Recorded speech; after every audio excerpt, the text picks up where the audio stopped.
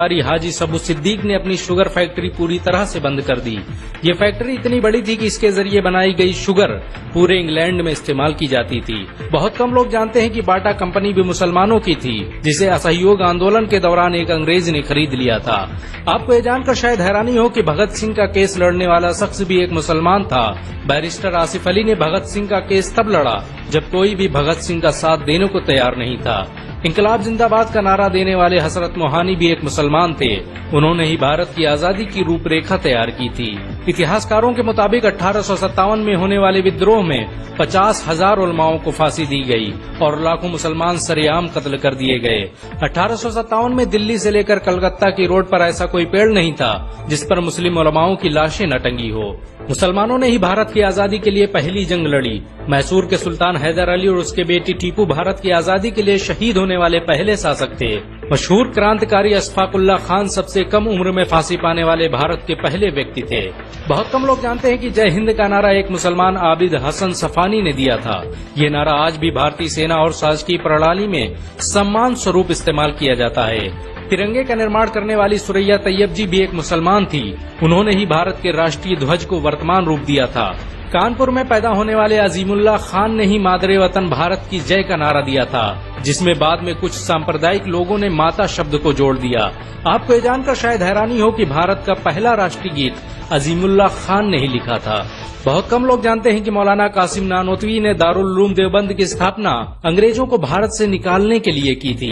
इस मदरसे का मकसद देश में ऐसे नौजवानों को पैदा करना था जो भारत की आजादी में योगदान दे सकें। रेशमी रुमाल आंदोलन की शुरुआत करने वाले मौलाना महमूदुल हसन और मौलाना उबैदुल्ला सिंधी दारुल उलूम देवबंद के ही छात्र थे।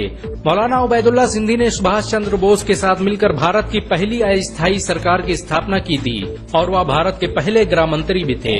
आपको ये जानकर शायद हैरानी हो कि मौलाना महमूदुल हसन ने ही 1920 में गांधी को महात्मा का लक़ब दिया था। उनका ये नाम इतना मशहूर हुआ कि पूरी दुनिया में गांधी महात्मा गांधी के नाम से जाने जाने लगे।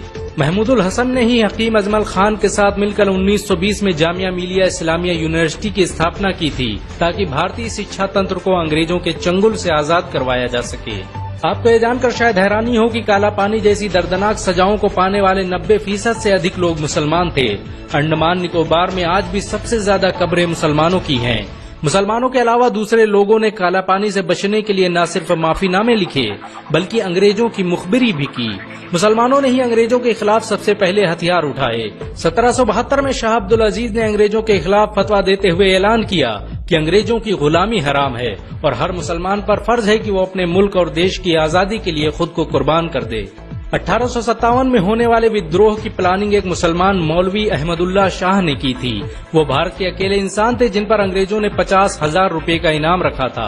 यह रकम इतनी बड़ी थी कि राजा जगन्नाथ ने पैसों की लालच में आकर अहमदुल्ला शाह की मुखबरी कर दी और अंग्रेजों ने उन्हें शहीद कर दिया। बहुत कम लोग जानते हैं कि 1857 में शहीद होने वाले 90% लोग मुसलमान थे। जालियांवाला बाग में जनरल डायर की गोलियों का निशाना बनने वाले अधिकतर लोग भी मुसलमान थे। भारत की आजादी का नेतृत्व करने वाले संगठन इंडियन नेशनल कांग्रेस के 9 से अधिक प्रेसिडेंट मुसलमान रहे। गांधी जी ने अफ्रीका में जहां वकालत की पढ़ाई की, वो कॉलेज भी एक भारतीय मुसलमान का था और वह जब भारत में आए तो उन्होंने आजादी के लिए अली ब्रदर्स के साथ काम करना शुरू किया, जो कि मुसलमान थे। बहुत कम लोग जानते हैं कि 1921 में केरल के मुसलमानों द्वारा अंग्रेजों के खिलाफ लड़ी गई जंग में 3,000 से अधिक मुसलमान शहीद हुए थे और 50,000 मुसलमानों को जेल में कैद कर दिया गया था। ये आंदोलन मोपला मुस्लिम आंदोलन के नाम से जाना जाता है। 1942 में शुरू हुए भारत छोड़ो आंदोलन की रूपरेखा मौलाना अबुल कलाम आजाद ने तैयार की थी। संविधान निर्माता डॉक्टर भीमराव अम्बेडकर को पहचान दिलाने में मुसलमानों का बड़ा योगदान रहा है। 1946 में जब भीमराव अम्बेडकर दलित होने की वजह से इलेक्शन हार गए तो बंगाल मुस्लिम लीग ने उन्हें मुस्लिम इलाके से इलेक्शन लड़ने की दावत दी। इस तरह भीमराव अम्बेडकर संविधान सभा का हिस्सा बन सके। अगर मुसलमान भीमराव अम्बेडकर को इलेक्शन न जिताते तो उन्हें कभी भारत के संविधान को लिखने का मौका न मिलता। भारत की आजादी के लिए सबसे ज्यादा लेख, शायरी, गीत और किताबें मुसलमानों ने ही लिखी। अल्लामा इकबाल के जरिए लिखा गया सारे जहां से अच्छा आज पूरे भारत में गाया जाता है। आपको ये जानकर शायद हैरानी होगी कि देश के लिए शहीद होने वाला पहला पत्रकार मौलाना मीर बाकर एक मुसलमान था। भारत की आजादी के लिए मुस्लिम राजाओं और महाराजाओं ने अपने खजाने खोल दिए। कोलकाता के हाजी उस्मान सईद ने अपना सब कुछ भारत की आजादी के लिए कुर्बान कर दिया। हाजी उस्मान की अमीरी का अंदाजा इसी बात से लगाया जा सकता है कि 1920 तक कोलकाता में बनने वाला हर स्कूल और हर बड़ी बिल्डिंग उन्हीं की थी।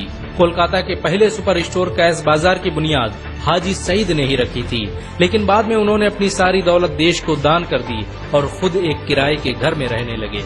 अमीर हमजा और अब्दुल हबीब यूसुफ मरफानी जैसे मुसलमानों ने अपनी अरबों रुपये की संपत्ति देश की आजादी के लिए कुर्बान कर दी। सुभाष चंद्र बोस द्वारा अफगानिस्तान में स्थापित की गई सरकार में 9 में से 5 मंत्री मुसलमान थे।